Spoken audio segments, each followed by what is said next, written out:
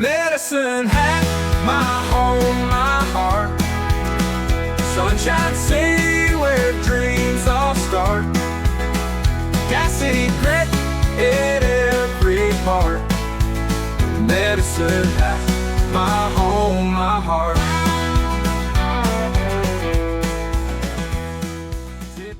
This is a politically centered podcast. Brock Hale, welcome to the Politically Centered Podcast.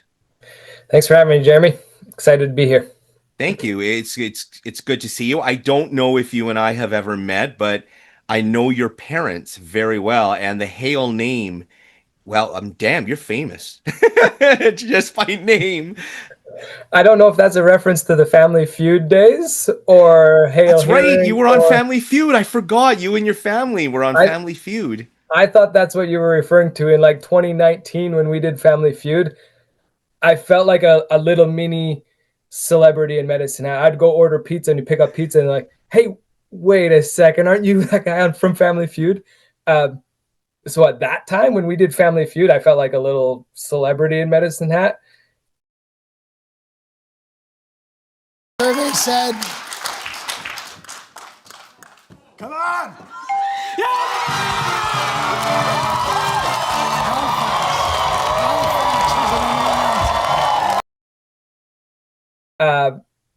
But even beyond that, the Hale name in Medicine Hat, I don't know, we've been around enough. There's enough of us that, yeah, we know a lot of people, and I'm excited to be here. There's quite a few Hales, and as far as I know, every Hale I know has a great reputation. Your parents, like I said to you off camera, that your parents are two of the nicest people I've ever met in my life, and I'm sure you are a reflection of them, and they're just good people, and you can't beat that. I have to agree, and I hope to be a reflection of that. They are amazing. I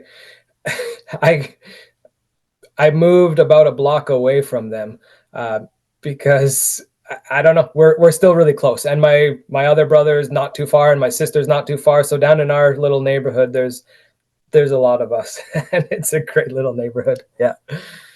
So Brock, you are running for city council in the Medicine Hat civic election. And I need to do the same thing I've done for all candidates, is tell me about yourself, your personal life, your family. Let the people get to know who you are. Yeah, and I appreciate it.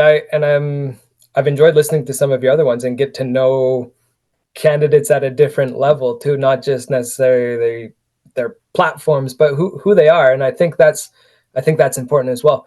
So a little bit about me. I have a bunch of siblings, like we've mentioned. So I have 4 brothers and 1 sister.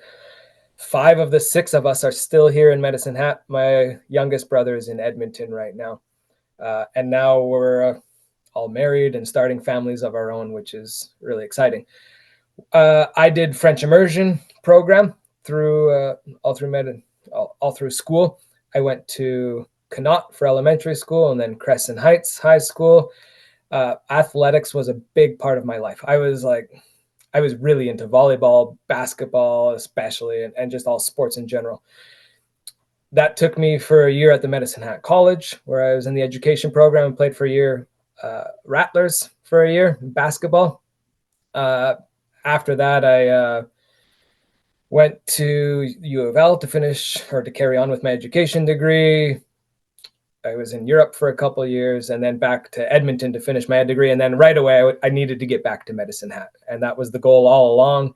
And I've been teaching in Medicine Hat ever since. I've been teaching at St. Mary's School. Oh, wow. Well, what did you major in, and what European country were you in? I'm curious. Yeah, so I did French immersion growing up, and I thought I was torn whether to use French or not. So I started with a math major. I really like math. I started with a math major and a French minor, but eventually I realized some of those French classes, I switched my minor to a phys ed. So I did a math major and a phys ed minor. I kept that passion for activity, but I also really like math. I kept up enough of my French that I'm still teaching in the French immersion world now. So at St. Mary's, I teach in French immersion classes. Okay. I can almost, it's actually, when you said that, you started speaking with a slight French accent. That was very, very amusing. Sometimes I hear that I have a different accent, and I have enough, I don't know. I lived, so, and that brings me to that other question. Where did I live in Europe? I lived in Romania for a couple of years. Oh, And while I wow. was in Romania, I met my wife. And so at home, we speak a lot of Romanian.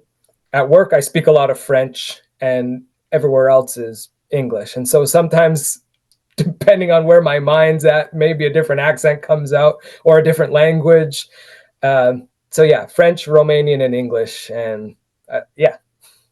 I have to tell you, French, I might be able to muddle my way through, but if you start speaking Romanian, we're screwed. Yeah.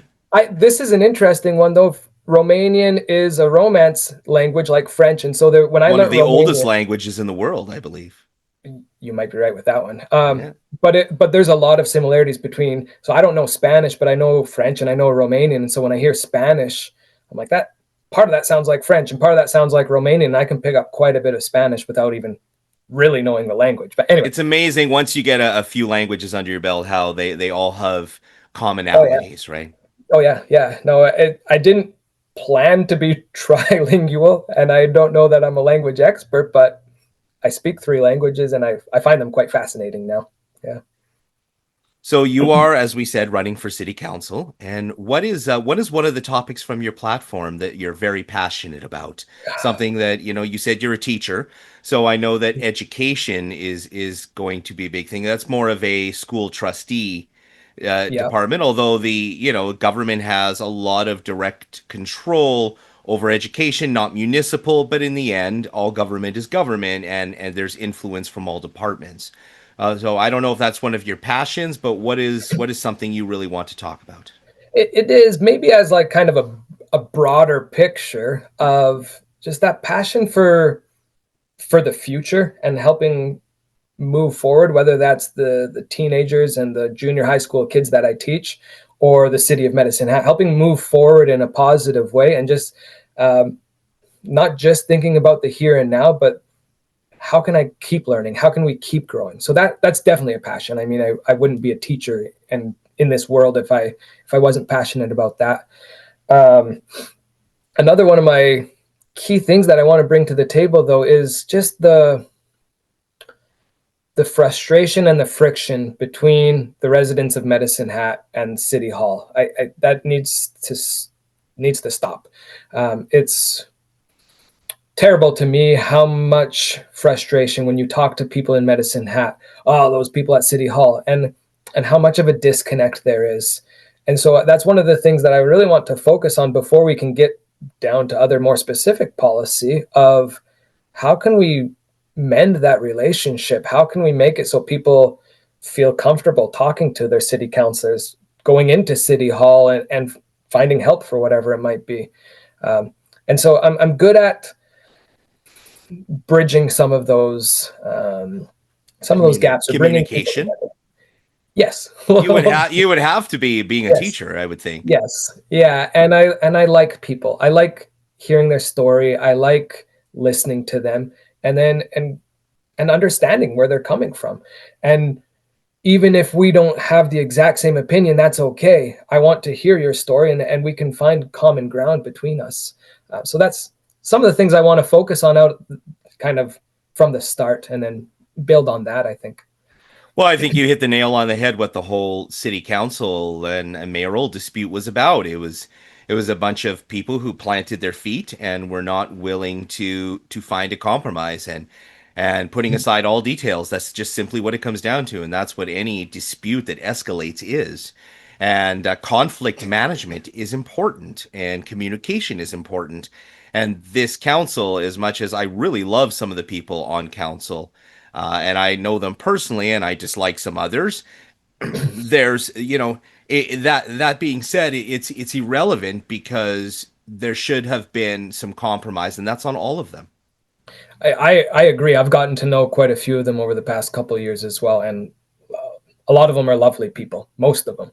I haven't met all of them. That's why I only say most of them. Maybe all of them are, but I haven't met all of them. But yeah, you can't do that. You can't fence yourself up or build that wall and keep that division between you, or it's not going to go well. I recently, actually just yesterday at a city council meeting, I ran into someone, and he and I, over the past couple of years, we've had a big difference that we had to sort out, and we could have been like mortal enemies. And kind of the courses that we took, we needed or wanted very different things in the situation that we found ourselves, myself and this other gentleman. And I saw him at city council meeting yesterday, and it was awesome. He waved at me and I waved at him. We smiled, and I went and talked to him in a break, and he was like, "Oh, I'm so excited for you." He's like, "Man, you're really good at finding solutions. You're good at talking to people. You're good at having a different opinion, whether and being okay with that person, being okay with someone have a different opinion." And so I appreciated hearing that from this person who started off as kind of my enemy or rival because we wanted such different things. And here we are now having a sit down conversation. I don't know if that story makes sense because I didn't Yeah, give no, it does. I think what we need to do is elect people who are more humble. You know, I'm big into psychology, and I've seen so many videos explaining why people with narcissistic personality traits tend to be very favorable because they talk like this and they're big and they're like, yeah, everything is great. And I'm not describing Donald Trump too much, sorry. And and they're appealing to people, but that comes at a cost, right? And when you elect somebody with that massive personality, you're it comes with an ego, and it comes with that desire to fight passionately for what you believe in instead of compromise, and there can be an in between. Right. And if any of my interviews, if you're watching, if somebody is sitting there like this, talking like this, and they're all like steadfast, and that's a reflection of who they're going to be on city council. It's just their personality, and you are not giving off that vibe. Just for the record, you're very humble, and things like that are important. It speaks to your personality, your core personality. You can't hide arrogance. Right. And realizing that as much as I, as a city council member, if elected, I'm going to do my best, but I won't get everything right. And I need to be able to recognize those mistakes. To me, a mistake becomes a bigger problem when you're not willing to admit, oh, shoot, and then course correct, right? It becomes a bigger problem when it's like, nope, I didn't do anything wrong. And so just to be willing to be like, oh, okay, maybe I need to take a step back. I need to listen a little bit more, get some more input, and readdress the situation. It's something I don't think I'd be afraid to do. So That anyway, sounds like a very reasonable approach to me. yeah, no. So I'm excited. I'm really curious to see how this goes. I've met so many of the other counselors, and a lot of them seem great. And so I'm excited for the future moving forward, whether that's me or not. But yeah, I think some changes need to happen for sure, and I think the city feels that. And hopefully, What is your platform slogan again?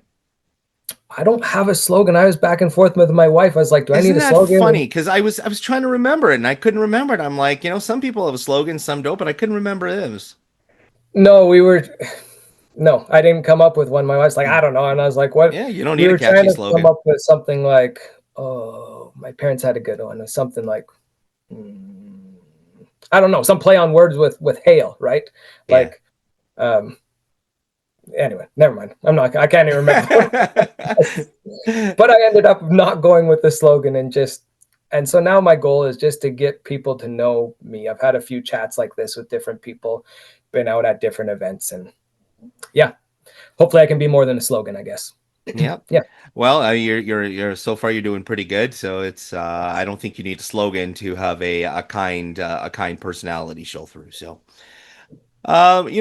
we I do build some municipal topics into these interviews. I don't pre-plan anything. They're all essentially made up as we go, but there are some things I have focused on while doing Facebook posts. Now, I don't know if you've seen any of them, but one topic of constant discussion is Medicine Hat Transit.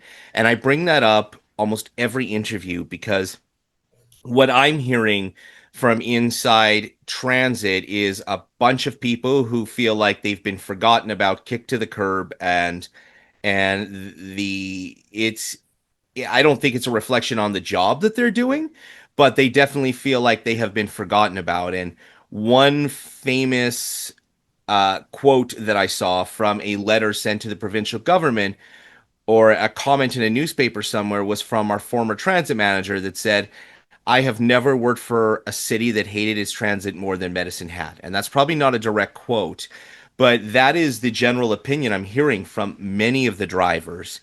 And putting aside the people of Medicine Hat who have an opinion on it, it starts at the top. I don't know how much experience you have with Medicine Hat Transit, but what are your thoughts? I will be honest that I have very little experience with transit. I just saw a post from someone just last night as well, kind of frustrated with some of the transit. So I know it's a concern.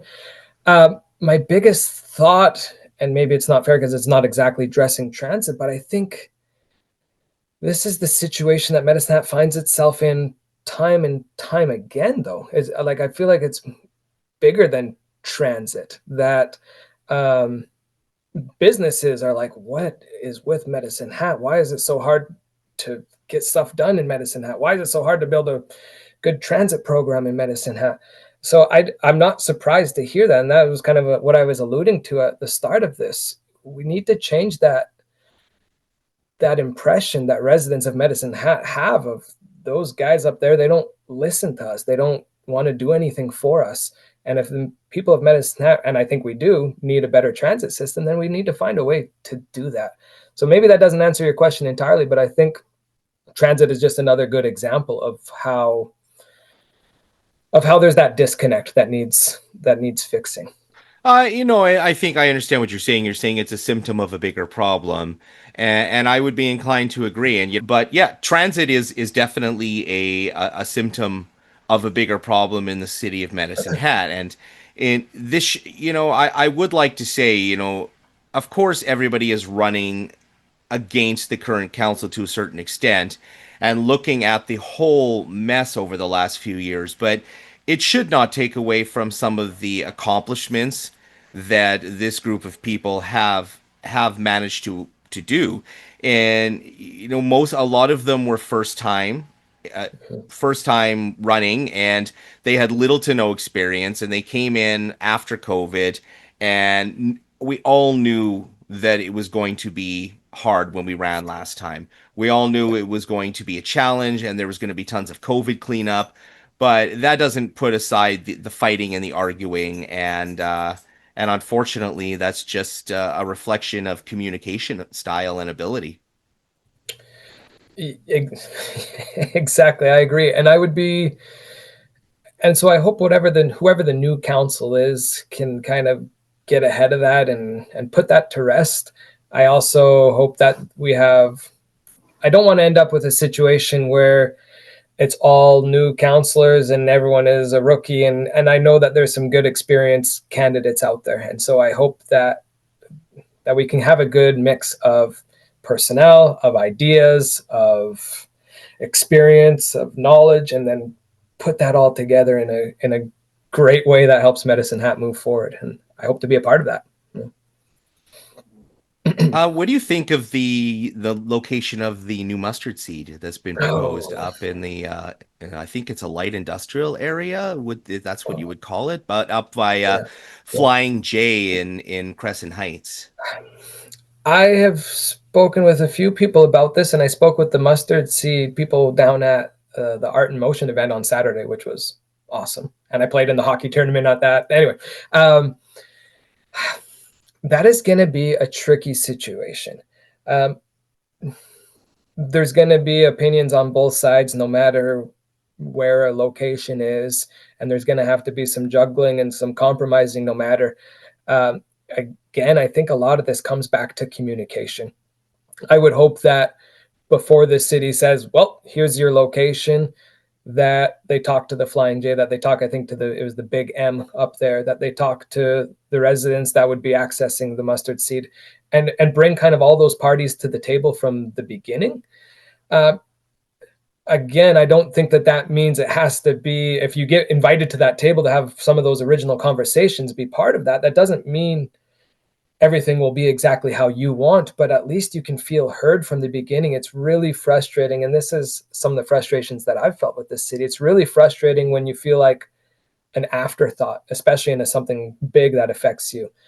Um, and so my frustrations isn't so much the location as just as much as so much as it's just how all of it seems like a lot of their plans, whether this is the transportation plan or the mustard seed, they say, hey, we got this idea and we're doing it. And then residents go, whoa, okay, what can we give some input? Well, we're doing it.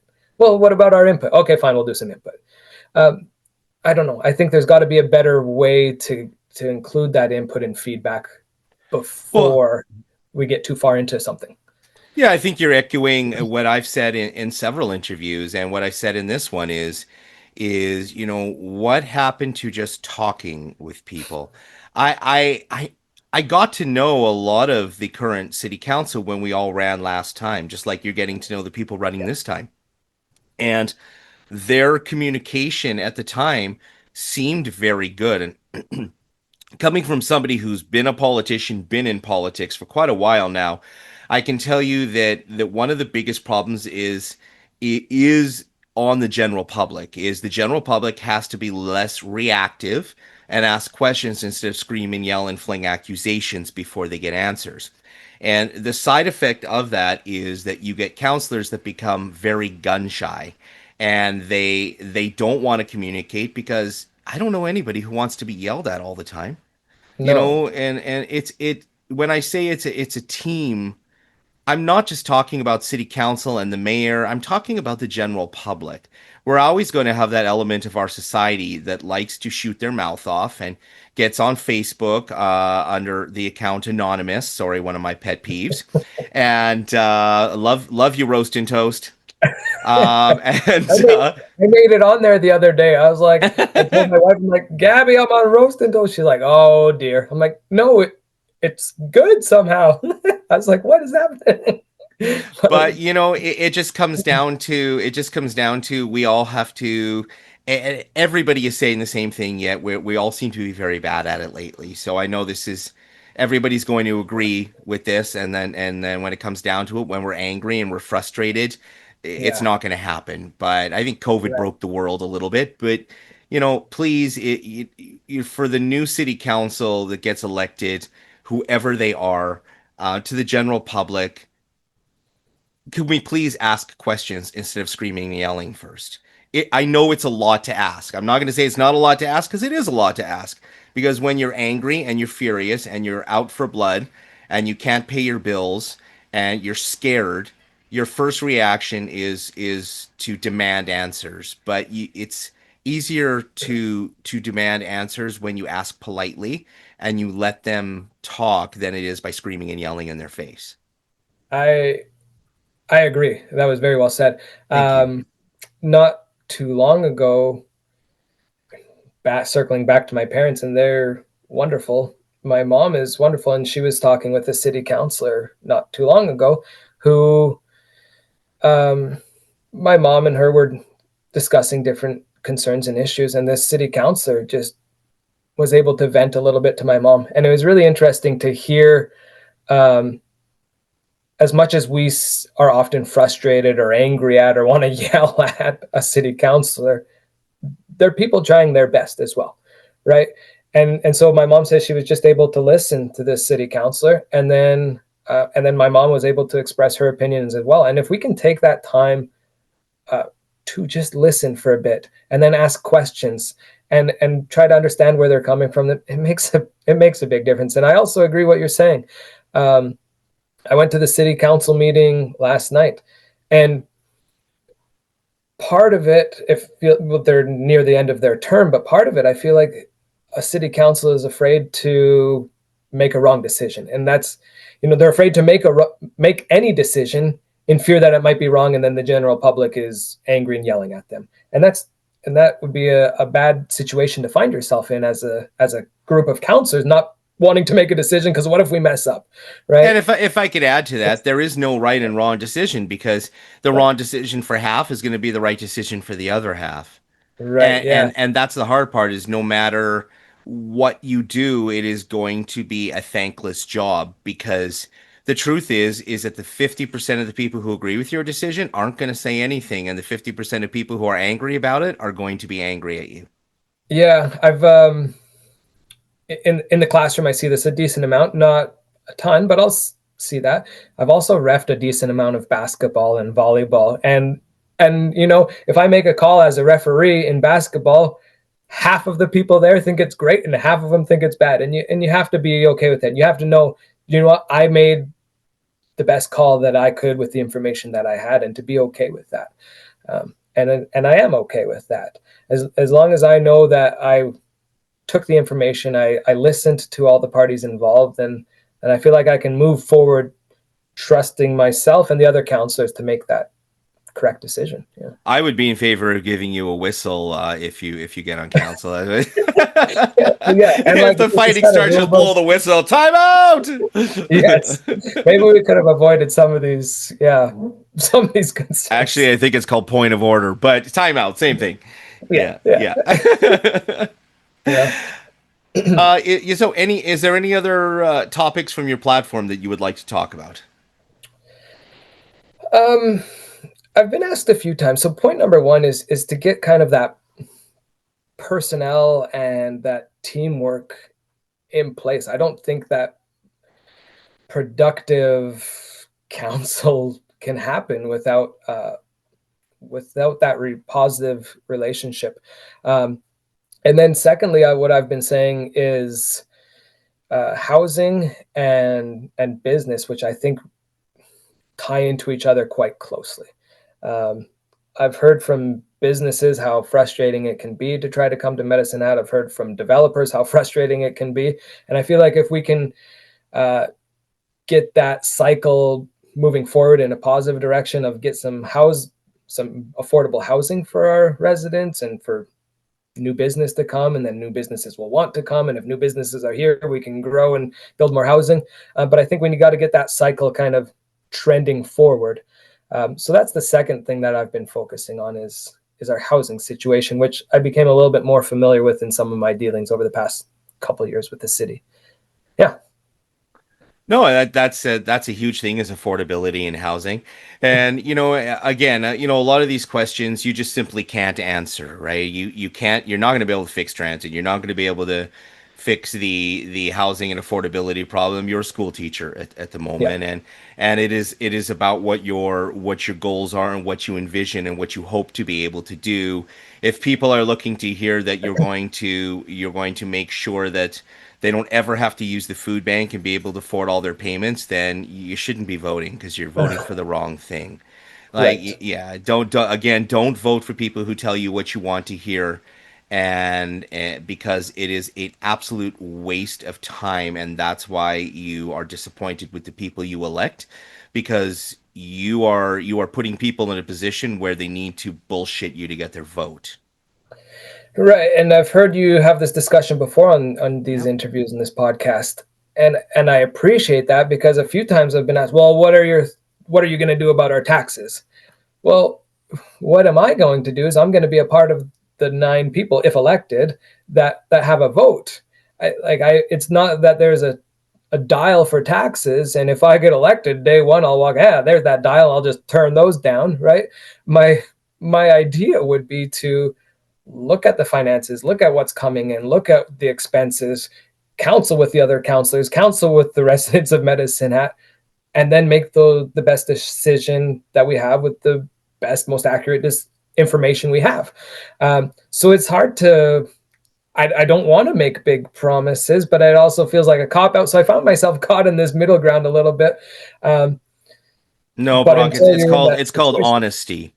Sure. Well, Yeah, it's called honesty, right? Yes. And people want comfort more than honesty lately, and I think that's the problem. But what you've done here in the entire interview is you've given completely honest answers that you weren't prepared for at all, and you've circled around to the core problem, met multiple times on subjects that you didn't know a huge amount about, which is fine.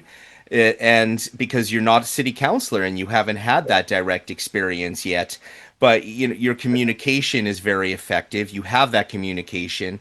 If you've ever tried communicating with a classroom full of children, then which I never have, by the way, but as a father, and you have children as well, it's not easy. So you have that experience, and I think that plays into definitely one of your strong points for the up and coming election, and Right. your Yeah. desire to listen.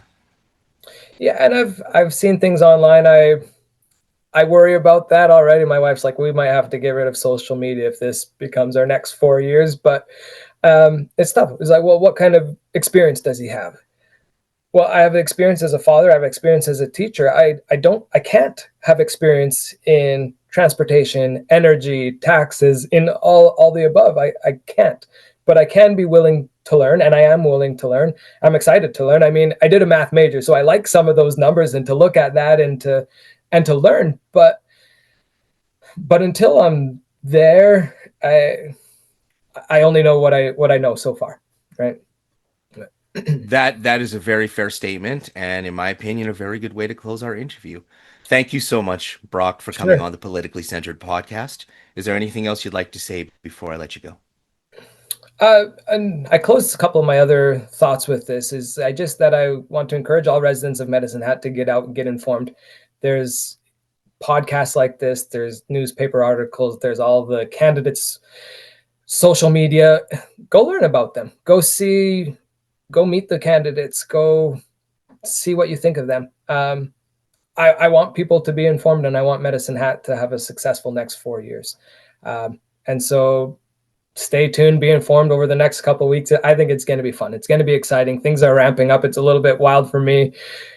I'm having fun and I'm loving it, but it's a new adventure for me. So I hope everyone can kind of join in this excitement and this bustle that's happening in Medicine Hat and feel like they have a voice, because they do. So go out and vote, and I'm excited to see how this goes. Thank you, Brock. Yeah, thanks, Jeremy. Support for today's episode comes from The Phone Whisperer, Medicine Hat's best kept secret since 2010. Serving Medicine Hat and area for over 15 years. Created by the mind behind iFix phones. Need a fix? Call 403-488-1220. The Phone Whisperer. Welcome home, Hatters. This is a politically centered podcast.